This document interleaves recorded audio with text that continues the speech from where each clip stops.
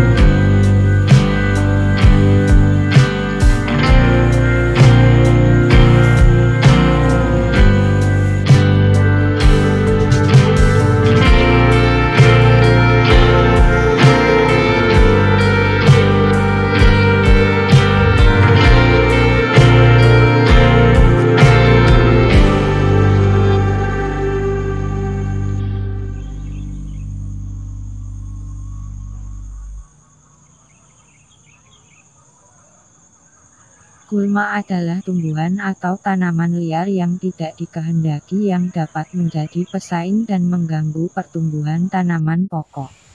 Klasifikasi gulma dan penyebarannya. Gulma secara umum dapat dibedakan 3 golongan. 1. Golongan rumput. Rumput ini umumnya berdaun panjang, lurus, urat-urat daannya sejajar, batangnya bulat dan berongga.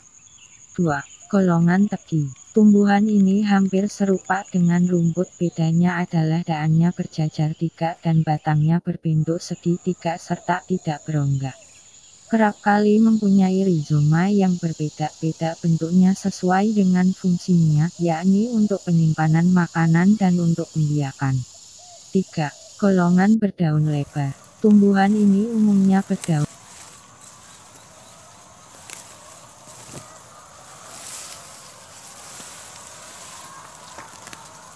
Tahap pemeliharaan padi terdiri dari penyiangan, pengairan, pemupukan, dan pengendalian hama. Penyiangan adalah mengendalikan gulma yang tumbuh untuk mengurangi tingkat kompetisi dengan padi. Gulma atau rumput-rumput liar dapat diatasi dengan disemprot, dan untuk rumput yang susah matinya seperti suket jawen, caranya cabut langsung dengan tangan.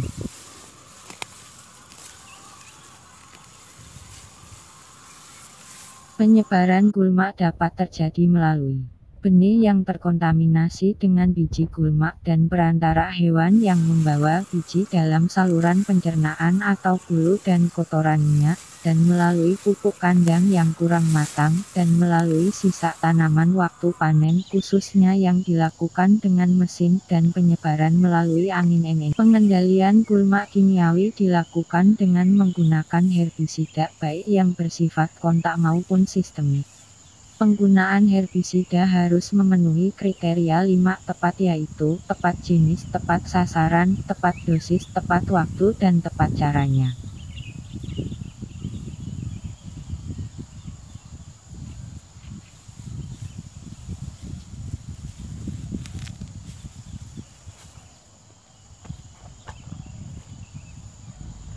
Ojo dumeh, eling, sama waspada. Ojo dumeh itu sikap mental, eling dan waspada itu pikiran. Jadi ojo dumeh itu makna harafiahnya jangan mentang-mentang. Di level apapun, perilaku, kata-kata, ucapan, bahkan termasuk kata hati, bersitan yang muncul di hati.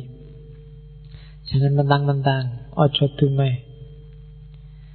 Mentang-mentang cakep terus gonta-ganti pacar, nah itu ojo dumeh. Mentang-mentang pinter terus minteri kancane, itu ojo dumeh. Mentang-mentang banyak kan kamu mentang, bahkan kadang-kadang kan kamu jelek aja mentang-mentang. Ya kan, mentang-mentang jelek kayak ini kan, gitu ada kan. Oke, mentang-mentang jomblo kan ada. Banyak loh kamu mentang-mentang itu. Kamu bisa nyari contoh sendiri sebanyak mungkin. Oke kan, kadang-kadang miskin aja kan mentang-mentang. Saya miskin loh, saya ini termasuk golongan orang yang tertindas loh, saya ini mentang-mentang gitu, mentang-mentang miskin. Hati-hati, aja dumeh. Jadi yang bisa mentang-mentang itu nggak cuma yang kaya. Jadi begitu kamu larut oleh kondisimu saat ini dan kamu jadikan dia modus untuk kepentinganmu yang sementara, itu biasanya sudah dumeh. Ojo dumeh. Sejauh mana itu dumeh apa enggak, kalian yang bisa ngukur. Karena ukurannya itu tidak bisa materinya, tapi sikap batinmu. Hal yang sama mungkin mentang-mentang di yang satu, tapi di yang satu sebenarnya enggak. Pinjem uang misalnya, karena kamu tidak punya duit terus pinjem uang. Gayamu pinjem uang, sikap batinmu pinjem uang, itu akan menunjukkan kamu mentang-mentang apa enggak. Termasuk ketika kamu ngutangi. Sikap batinmu ketika ngutangi temenmu itu bisa beda antara kamu mentang-mentang dan enggak mentang-mentang. Yang ngerti kamu sendiri. Jadi ojo dumeh. Yang kedua, gimana caranya Pak biar saya enggak dumeh? Eling. Selalu hadirkan Tuhan dalam hidupmu. Selalu hadirkan yang sejati di kepalamu. Kalau dia hadir terus, biasanya kamu terhindar dari dumeh. Lawan paling gampang dari dumeh itu ikhlas. Dan untuk bisa ikhlas, kamu harus eling. Selalu hadirkan Allah setiap mau mengambil keputusan. Selalu masukkan dia di hatimu dan di kepalamu. Itu namanya orang eling.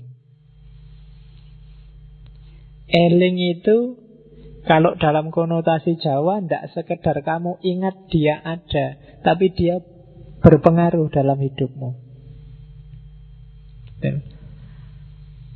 Misalnya kamu ingin membela agama, terus kamu mukul orang, ngeprok-ngeprok toko. Kalau ditanya, mbok ingat Allah, mesti kamu loh, ini karena saya ingat Allah, ingin bela Allah.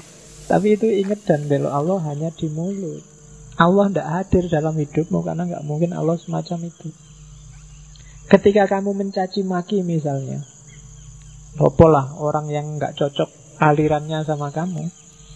Ketika kamu maki-maki ini, meskipun kamu merasa ini demi Allah, ini demi kejayaan agama, tapi perilakumu tidak menunjukkan bahwa kamu sedang eling.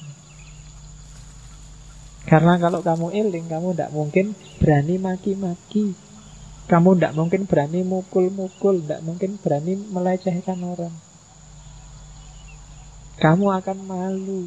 Kenapa ada Allah dalam hidupmu? Jadi itu gunanya eling. Ojo dumeh, eling. Terus yang ketiga waspada. Waspada itu hati-hati, tidak sembrono. Kenapa harus waspada? Jangan-jangan yang kamu tadi eling, yang kamu lakukan tidak cocok. bikin malu kalau ketahuan sama yang kamu eling tadi. Maka hati-hati. Jadi sekali-sekali tidak sholat nggak apa-apalah, nggak ada yang cerewet ini. Tapi nggak enak ya. Katanya kan itu eling dan waspodo. Jangan-jangan hanya gara-gara salah kecil ini terus Allah tidak berkenan, terus Tuhan tersinggung, marah sama aku, susah nanti. Itu waspodo namanya. Jadi eling dan waspodo itu biasanya satu paket. Orang yang tidak waspodo biasanya gampang kehilangan elingnya. Orang yang selalu eling itu biasanya cenderung untuk waspodo. Jadi ojo dumeh, eling dan waspodo.